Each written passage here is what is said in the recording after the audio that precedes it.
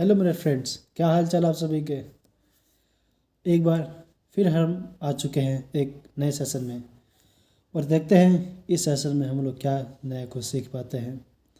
और जैसा कि हम लोग रोज़ 1-2 minute, 13 minute, 10 minute, approximately 10 minutes के आसपास के एक सेशन लाते हैं, जिसमें सही मायने पे सही नॉलेज आप लोग को प्रदान प्रदान किया जाता है।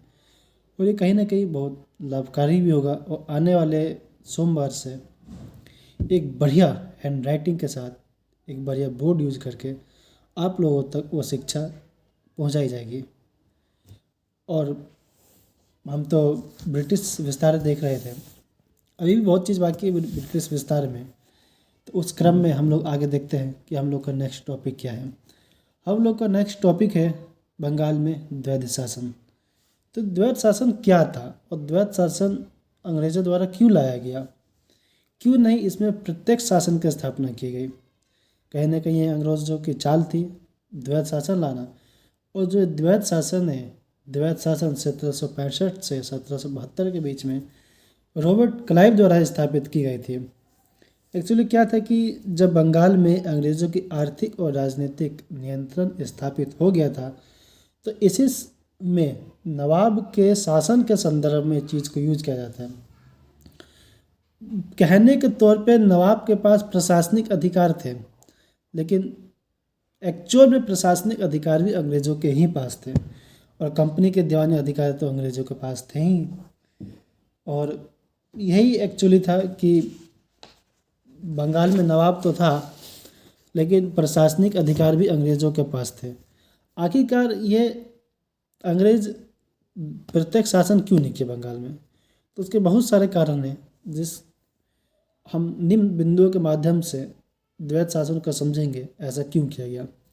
तो पहला नीति में हम लोग देख सकते हैं, अंग्रेज़ों को की जो नीति थी वो सावधानी पूर्वक आगे बढ़ने की थी, ताकि इसी नीति के द्वारा वो आगे हर एक अपनी सफलता को अच्छे से समझ सके।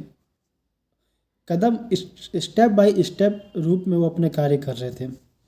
और इससे क्या होता था, उनकी जो मजबूती पकड़ थी क्रम से उससे मजबूत पकड़ उन लोगों की बनी रहती थी। और इससे क्या था, उनका मुख्य उद्देश्य तो आर्थिक लाभ ही प्राप्त करना था।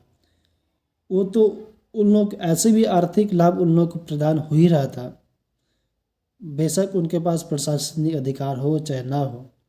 तब भी उन लोगों का मुख्य उद्देश्य था भारत से आर्थिक लाभ को प्राप्त करना। और ऐसे क्या था कि अगर वो प्रत्यक्ष शासन करेंगे तो कहीं ना कहीं जनता भड़केगी, क्या पता भारतीय शासक का उन लोग का भय था, क्या पता उन लोग का विद्रोह हो जाए।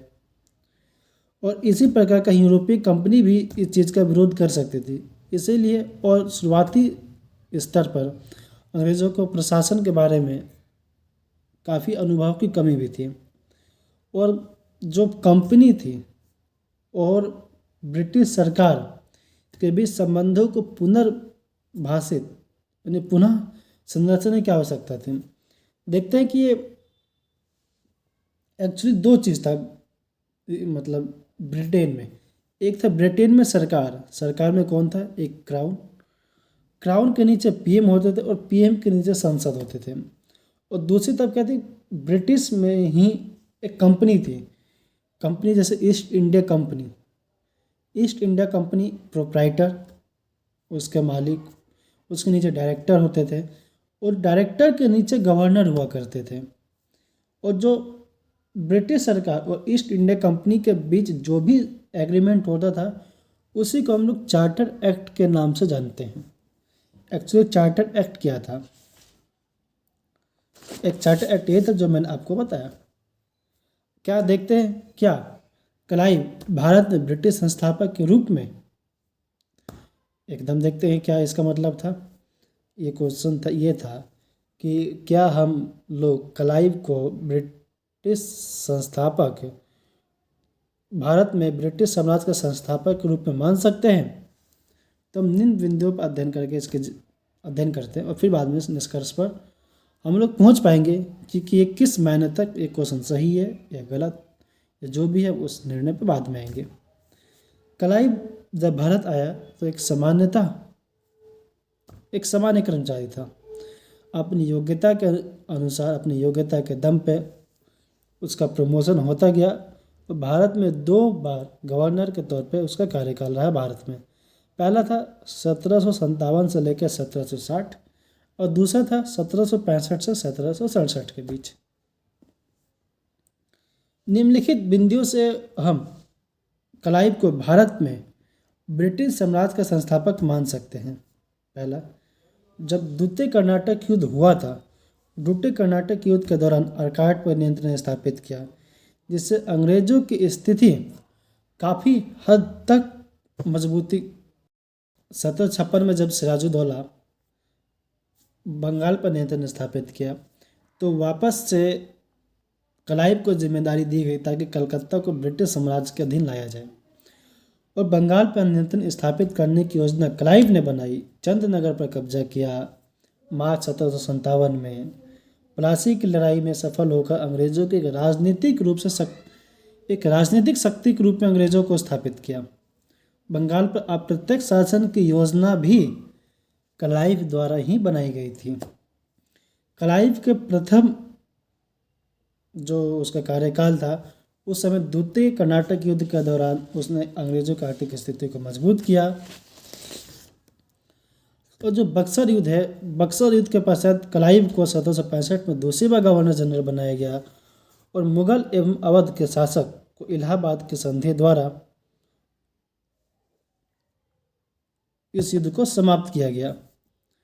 बंगाल में द्वैत शासन तो प्रारंभ क्लाइव द्वारा किया गया था, लेकिन द्वैत शासन का अंत वारेन हेस्टिंग द्वारा किया गया। जब वारेन हेस्टिंग 1772 से 1785 में उनका भारत में गवर्नर का कार्यकाल रहा। तो हम लोग देखते हैं, तो ये क्वेश्चन जो हम लोग था, कहीं ना कहीं हम लोग उस क्वेश्चन को देख चुके हैं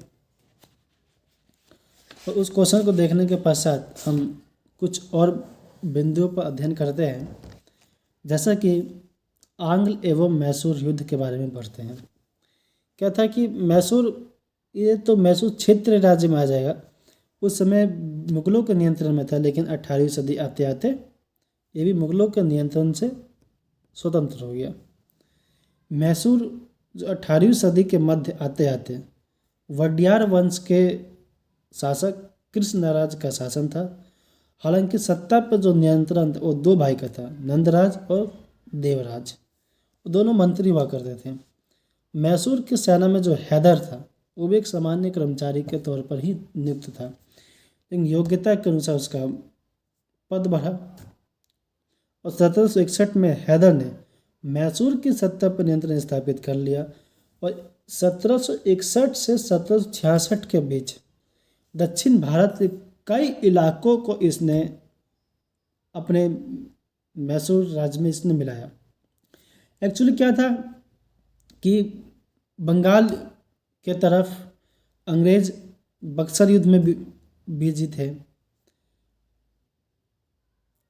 थे और उस दौरान इसने अपनी शक्ति का बेहतर प्रदर्शन करते हुए केरल, तमिलनाडु, आंध्र प्रदेश के हिस्सों को अपने साम्राज्य में विस्तार किया और यहीं से इसी बात को देखते हुए अंग्रेज़ों को इस बात को बिल्कुल भी अच्छा नहीं लगा कि हमारे होते हुए और कोई साम्राज्य विस्तार करे। तो इसी संदर्भ में प्रथम आंग्ल मैसूर युद्ध मिलता है 1767 से 1769 के बीच। ये जो युद्ध है ये अनिर्णायक युद्ध रहा, क्योंकि मद्रास की संधि द्वारा इसे समाप्त कर दिया गया। इसमें एक छोटा सा बिंदु हम लोग मेंशन कर सकते हैं कि मेंशन ये था कि जो युद्ध के प्रारंभ में अंग्रेज की तरफ निजाम एवं मराठा थे, लेकिन युद्ध के दौरान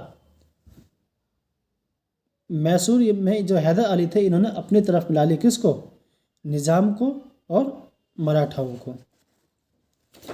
और द्वितीय मैसूर युद्ध भी इसी संदर्भ में देखने को मिलता है 1780 से 1784 युद्ध। लेकिन इसमें जस्ट ये बिंदु उल्टा हो जाता है। युद्ध के प्रारंभ में तो निजाम एवं मराठा हैदर के तरफ से थे, लेकिन युद्ध के दौरान ये दोनों किसके तरफ से?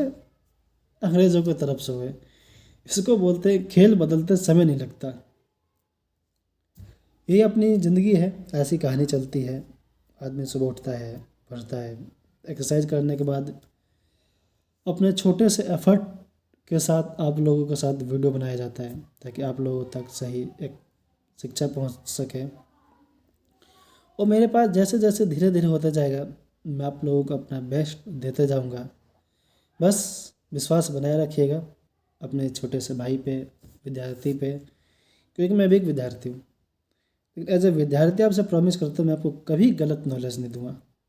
बेशक वो चीज़ नहीं आएगा तो मैं मना कर दूंगा कि नहीं ये हमको नहीं आता। तो हम आगे देखते हैं कि आगे की कहानी हम लोग की क्या रही। तो 1782 में हैदर की तो मृत्यु हो जाती है। तो उसका पुत्र था टीपू सुल्तान, वो ही युद्ध का नेतृत्व किया और ये युद्ध भी एक्चुअली अनिर्णायक ही रहा। और 1784 में मंगलोर संधि के बाद इस युद्ध को समाप्त कर दिया गया। और क्या था कि एक्चुअली इस युद्ध में के कई सारे कारण माने जाते हैं।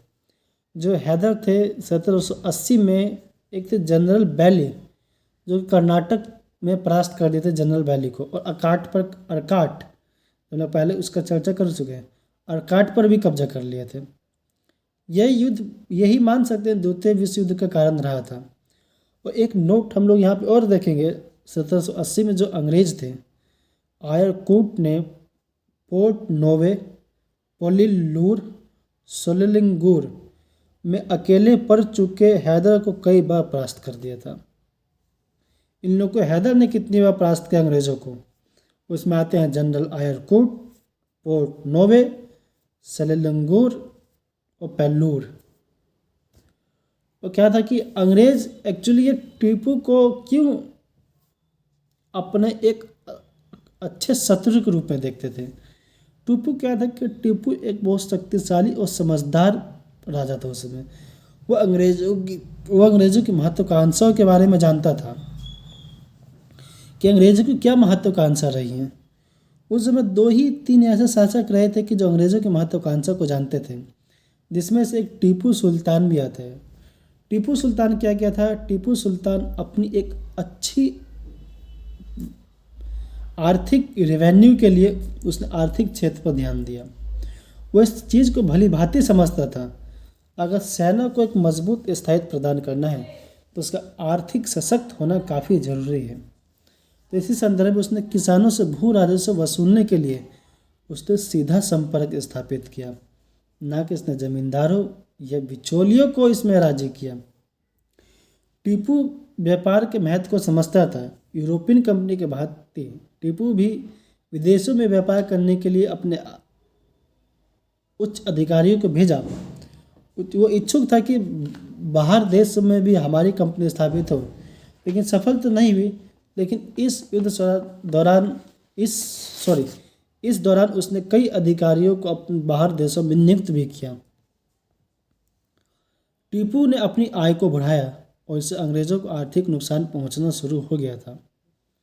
और देखते हैं सैनिक क्षेत्र में टीपू क्या किया था। टीपू ने यूरोपियन तरीके से ही अपने सैनिकों को प्रशिक्षित करना शुरू किया। टीपू ने बंदूक कारखाने, तोप के लिए इत्यादि फैक्ट्री स्थापित की और नौसैनिक क्षमता के विकास के लिए कई विस्तृत योजना भी बनाई। कुछ नौसेना निर्माण केंद्र भी बनवाए, जैसे मालिदाबाद, वाजिदाबाद। इसने 22 डॉकयार्ड बनाने की योजना बनाई थी, लेकिन यह अब इस योजना में सफल नहीं हो पाया। और इसने जो ब्रिटिश विरोधी राज्य थे उसने इससे भी संपर्क स्थापित करने की कोशिश की गई, जैसे अफगानिस्तान, टर्की, फ्रांस इत्यादि। इसने नेपोलियन से भी पत्र व्यवहार संपर्क स्थापित किया। अब देखते हैं टीपू की अंतर्राष्ट्रीय परिस्थितियों की क्या समझ रही थी। जो अंतर्राष्ट्रीय परिस्थिति को समझ रखने वाला बहुत अच्छा शासक था। एक तरफ टीपू तो ब्रिटिश विरोधी संपर्क बनाए हुए था, दूसरी तरफ ये फ्रांसीसी क्रांति से संबंधित घटनाओं को विचार को समझने का प्रयास भी कर रहा था। और एक श्रीरंगपट्टनम में स्वतंत्र एक वृक्ष लगाया जो कि जैकोबिन क्लब का सदस्य बना। और जैकोबिन क्लब एक लोकतांत्रिक पार्टी थी जैसा कि हम चर्चा करते हैं तृतीय आंग्ल मैसूर युद्ध और चौथा आंग्ल मैसूर युद्ध के बारे में, लेकिन इस चीज़ पे चर्चा हम लोग कल करेंगे। आज के लिए इतना काफ़ी है। और ऐसे ही आप लोग अपना प्यार बनाए रखिए और मिलते हैं हम लोग अपने एक नेक्स्ट सेशन में। जय हिंद।